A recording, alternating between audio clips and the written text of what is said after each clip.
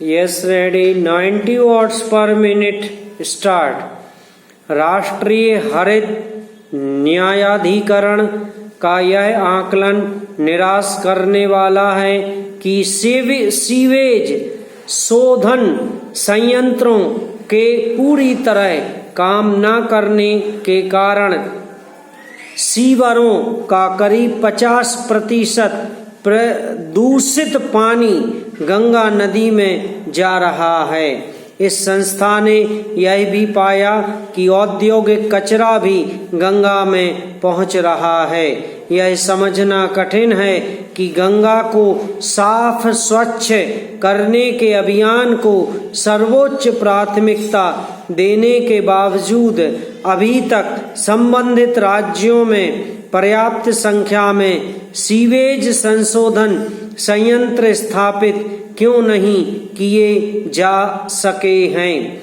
निश्चित रूप से इस प्रश्न का उत्तर भी मिलना चाहिए कि जो सीवेज शोधन संयंत्र लगे हुए हैं वे पूरी क्षमता से काम क्यों नहीं कर रहे हैं। इस प्रश्न का उत्तर राज्य सरकारों और विशेष रूप से उनके स्थानीय निकायों को देना ही चाहिए, क्योंकि यह प्रश्न एक लंबे अरसे से अनुत्तरित है। स्थानीय निकायों को इसके लिए बाध्य किया जाना चाहिए कि वे अपने इस प्राथमिक दायित्व का निर्वहन सही तरह से करें।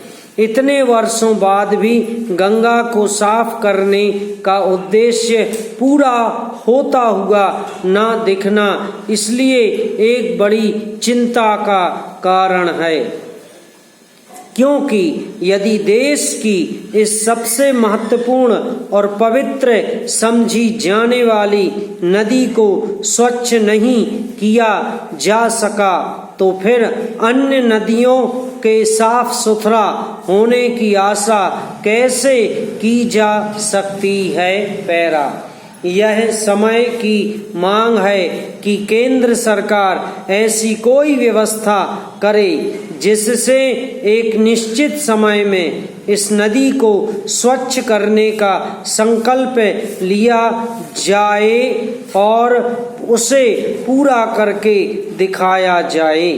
ऐसा करके ही देश की अन्य नदियों को साफ करने के लक्ष्य को पूरा किया जा सकता है। इसकी अनदेखी नहीं की जा सकती कि देश की अधिकतर नदियां प्रदूषण की चपेट में हैं। इनमें यमुना नदी भी है जो सर्वाधिक प्रदूषित देश की राजधानी में दिखाई देती है। चूंकि नदियों की साफ सफाई पर अपेक्षित ध्यान नहीं दिया जा रहा है, इसलिए उनमें से अनेक गंदे नाले में परिवर्तित होती जा रही हैं।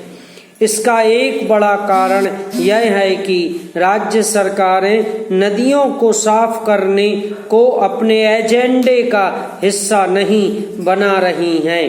वास्तव में होना तो यह चाहिए कि छोटी बड़ी नदियों को साफ करने के साथ ही इस पर भी ध्यान दिया जाए कि जल के अन्य परंपरागत स्रोतों को प्रदूषित होने से कैसे बचाया जाए।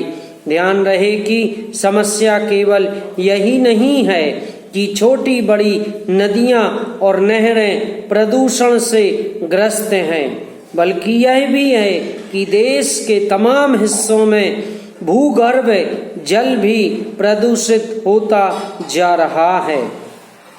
निश्चित रूप से सरकारों के साथ समाज को भी इसके लिए चेतना होगा कि नदियों के साथ साथ जल के जो भी परंपरागत स्रोत हैं उन्हें साफ स्वच्छ रखने की आवश्यकता कहीं अधिक बढ़ गई है। समाप्त।